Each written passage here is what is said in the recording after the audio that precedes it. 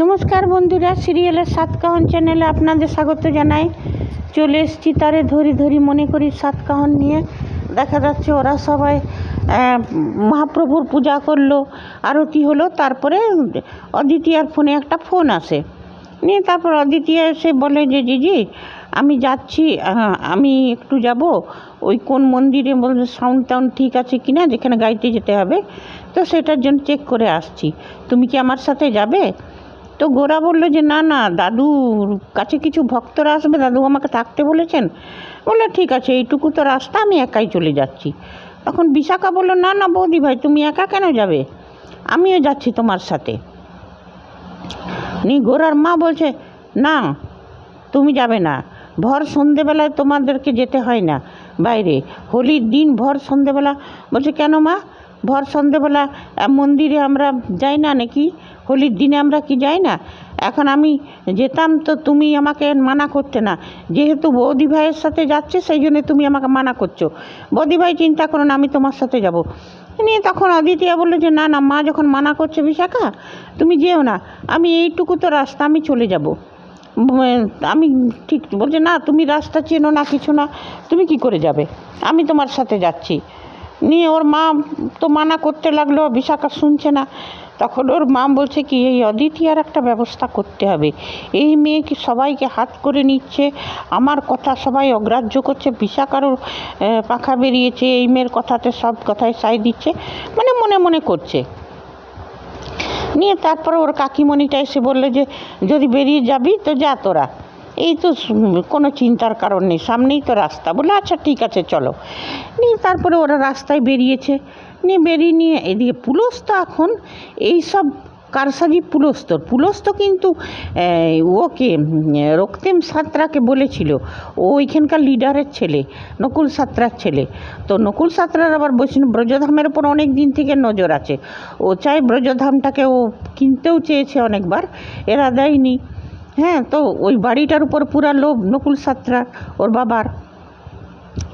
নিয়ে রক্তিম সাঁতরা তো হচ্ছে পুলস্তর বন্ধু। পুলস্ত বলল শুন, এই মেয়ে, বিশাখার ফটোটা দেখালো, বলছে এই মেয়েকে তো আমি আগের থেকে অনেক করেছি, কিন্তু এই মেয়েটা আমাকে পাত্তা দেয়নি। বলছে হ্যাঁ, এই মেয়েটার এমন অবস্থা করবি যে ওরা মুখ দেখাতে না পারে, এইটা যদি তুই করতে পারিস তো দেখ না, ব্রজধামটাকে নরক বানিয়ে দিব, আর তারপরে ব্রজধাম তোর বাবার হয়ে যাবে। হ্যাঁ, বললো ঠিক আছে। বলছে এই একটা তুই এদের একটু ব্যবস্থা কর, এই ব্রজধামের লোকদের তুই ব্যবস্থা কর, এই মেয়েটার ব্যবস্থা কর, তাহলে ব্রজধাম তোর বাবার। হ্যাঁ, বললো হ্যাঁ, এই মেয়েটাকে আমি অনেক চাই, কিন্তু আমাকে পাত্তা দেয়নি। এই বলে মানে এক কথা হয়ে গেছিল। আর এগুলো পুলস্তরই কারসাজি। যখন দেখলো বিশাখাও বেরোচ্ছে, তখন পুলস্ত আবার ফোন করে দিল ওই রক্তিম সাঁতরাকে, কি ওরা বেরিয়েছে। এদিকে রাস্তায় এসছে, তো বলছে দেখলে এখন যদি অন্য মন্দিরে যেতাম, এখানে যেতাম, ওইখানে যেতাম, মা আমাকে মানা করতো না, যেহেতু তোমার সঙ্গে যাচ্ছি সেই জন্য মা আমাকে মানা করছে। বলছে যেই হোক, মা তো, মায়ের কথা অমান্য করা উচিত নয়, তবে বিষয়টা আমাদেরকেও ব্যালেন্স করে চলতে হবে, মায়ের কথাও অমান্য করব না, আর আমরা নিজের কাজটাও করতে পারবো। এই বলে দুজনাতে হেসে বলছে এই বিশাখা, গাঙ্গুলি পাড়াটা আর কত দূরে? বলছে আয় বেশি দূর না, এই তো সামনে। এদিকে রক্তিমের ছেলেগুলো যে যারা ছিল, ফান্টারগুলো, ওরা কিন্তু আগের থেকে রেডি ছিল। ওরা রক্তিম ওদেরকে ফোন করলো, নিয়ে পরে ওরা তখন গাড়ি বাইকে বসে স্টার্ট দিল, নিয়ে তারপর মুখে আবির মেখে নিল যাতে ওদেরকে কেউ চিনতে না পারে। আর তারপরে যে রাস্তা দিয়ে যাচ্ছিল বিশাখা আর অদিতিয়া, ওরা আর বাইক থেকেই এক কাঁড়ি আবির নিয়ে আর বিশাখার মুখে ছুঁড়ে দিল। তো বিশাখার চোখে ঢুকে গেল আবির, নিয়ে ওরা চলে গেল। নিয়ে তখন অদিতিয়া বলছে যে চোখে ঢুকে গেছে আবির, বিশাখা দাঁড়াও, এখানে একটা ট্যাপ কলও নেই যে জল এনে তোমার চোখটা ধুয়ে দিতাম, দাঁড়াও আমি দোকান থেকে তোমার জন্য জল আনছি। নিয়ে যেমনি গেল তেমনি রক্তিমের দল এসে বিশাখাকে ঘিরে দিল। আর রাস্তার কিছু মানুষজন ওরাও ছিল, ওরাও বলছে এইগুলো কি করছেন আপনারা? বলছে এই চুপ করে থাক, তুমি জানো না কে আমি? এখানকার রাজা, আমি রক্তিম সাঁতরা, নবদ্বীপের রাজা। নবদ্বীপের একটাই রাজা, সে হচ্ছে রক্তিম সাঁতরা। এইসব বলে, হ্যাঁ, বিশাখাকে বলছে তোমাকে আমি আগেও অনেক করেছি, আজকে তো তোমার সঙ্গে রং খেলবো, মানে যত সব নোংরা নোংরা কথা বলতে। আর বিশাখা তো ভয়ও পাচ্ছে, আর বিশাখার তো রাগও হচ্ছে। বিশাখার সাথে আগেও অসভ্যতা করেছে, বিশাখা ওকে পাত্তা দেয়নি। নিয়ে পরে বিশাখার মুখে পুরো আবির লাগিয়ে দিল। বলছে খালি আবির মুখে লাগাবো না, তোমার পুরো শরীরেরও আবির লাগাবো, রং লাগাবো করে বিশাখাকে নোংরাভাবে ছুতে যাচ্ছে। বিশাখা ছুতে দিচ্ছে না।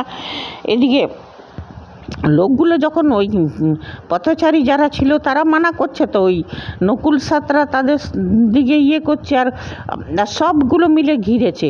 নিয়ে তারপর বলছে চল একে গাড়িতে তোল। নিয়ে এদিকে অদিতিয়া দোকানে বলে দাদা একটু তাড়াতাড়ি জল নেন, এক বোতল জল নিয়েছে।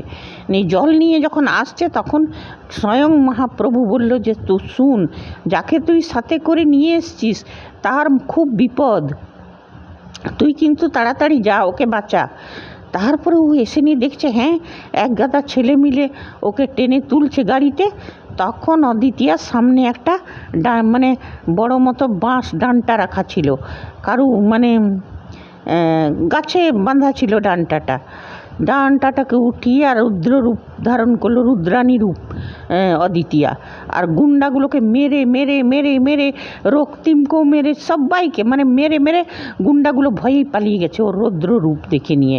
অদিতিয়ার সব পালিয়ে গেছে। তারপরে বিশাখাকে, তারপরে ওরা রক্তিমও শেষে পারলো না ওর সামনা করতে, মানে একাই মেরে মেরে সবকে ফ্ল্যাট করে দিয়েছে গুন্ডাগুলোকে। নিয়ে পরে অদিতিয়া বলছে আপনারা কি মানুষ? পথচারী যারা যাচ্ছিল, একটা মেয়ের সঙ্গে ওরা অসুবিধা করছে, আপনারা এতগুলো লোক মিলে তামাশা দেখছেন? হ্যাঁ। নিয়ে বিশাখা তখন দৌড়ে চলে গেল ঘরে গিয়ে নিয়ে পরে বলছে কী হয়েছে বিশাখা, তোর কী হয়েছে? বাড়ির সবাই পেছনে পেছনে অদিতিয়াও দৌড়ে এসছে। বিশাখার মা দাঁড়িয়ে আছে, বিশম্ভর, অচিন, গোরা, ওর দাদু, ওর কাকিমা সব দাঁড়িয়ে আছে। বলছে কী হয়েছে তোর, কী হয়েছে বিশাখা? বিশাখা কিছুই বলছে না। নিয়ে পরে বিশাখা বলছে কী হয়েছে বিশাখা? তখন বিশাখা আর কিছু বলছে না, গোরাকে জড়িয়ে খুব কাঁদতে শুরু করে দিয়েছে। তখন বলছে কিছু অঘটন ঘটে যায়নি তো বিশাখার সাথে? তখন বলছে বিশাখা তুমি চুপ করে আছো কেন? অদিতিয়া বলছে অঘটন তো ঘটেছেই। হ্যাঁ, আর গোরার মা বলছে আমি সমানে মানা করছিলাম সন্ধ্যেবেলায় যাস না, ওই মেয়ের সাথে, ওই মেয়ের ঘরের সম্মানকে ডুবাবে, এই ওই বলতে লাগলো। তখন অদিতিয়া বলছে যে সম্মান কোথায়? যারা অন্যায় করেছে, অসভ্যতা করেছে, দোষটা তাদের, আপনি আমার পর দোষটা পাচ্ছেন কেন মম?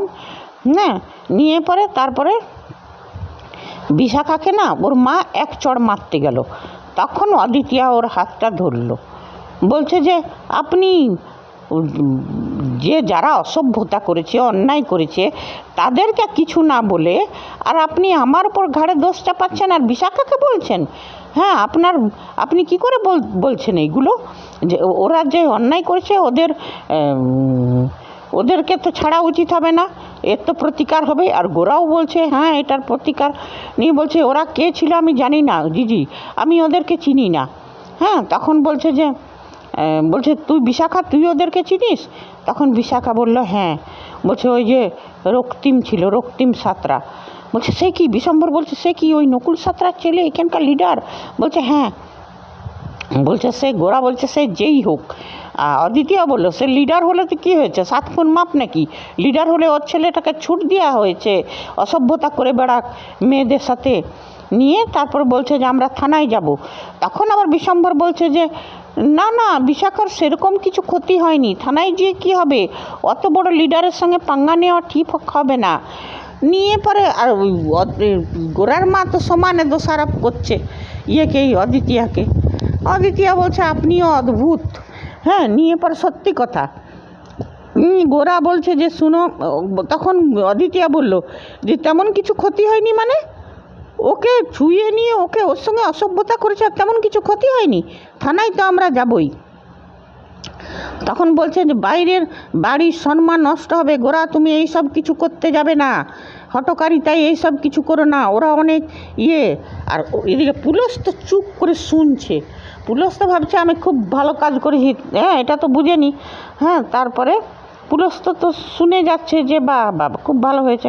এদিকে বলছে গোরা তুমি যাবে না। তখন বলছে কি করে যাব না মা, যাবই, এটা মহাপ্রভুর ইচ্ছা। মহাপ্রভু দুর্নীতিদের কখনো প্রশ্রয় দেয় না।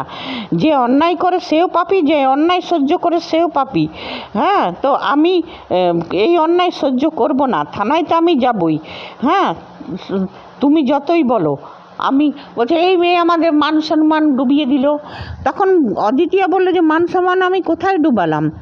বৈষ্ণবের ধর্ম আর তোকে রক্ষা করা, বৈষ্ণবের ধর্ম ক্ষমা ঠিকই, গোরাও বলল সেই কথাটা, বৈষ্ণবের ধর্ম ক্ষমা ঠিকই, কিন্তু হিংস্র প্রাণীকেও দমন করাও বৈষ্ণবদের ধর্ম। তো ওই রক্তিম সাঁতরা ওরা হচ্ছে একটা হিংস্র প্রাণী, ওদেরকেও দমন করার কর্তব্য আমার। আমি তো ছাড়বো না, আমি থানায় যাবই। তখন দাদুভাই বলছে ঠিক বলেছ দিদিভাই, অন্যায় সহ্য করাও পাপ, আর অন্যায় করাও পাপ, অন্যায় সহ্য করা কিছুতেই না। তাতে কি আমাদের, ওদের যদি লোকবল আছে, ও যদি নেতা, তো আমাদেরও ভক্তির জোর আছে, আমাদেরও ভক্তি বল আছে, দাদু বলল। নিয়ে পুলিশ তো এরা পুলিশ তো আবার ওকে আবার সাঁতরাকে বলে দিচ্ছে, অন্য রক্তিমকে, যে এরা তো থানায় যাচ্ছে। বলছে থানায় যাক, সংসদে যাক, যেখানে খুশি যাক, আমার কিছু হবে না।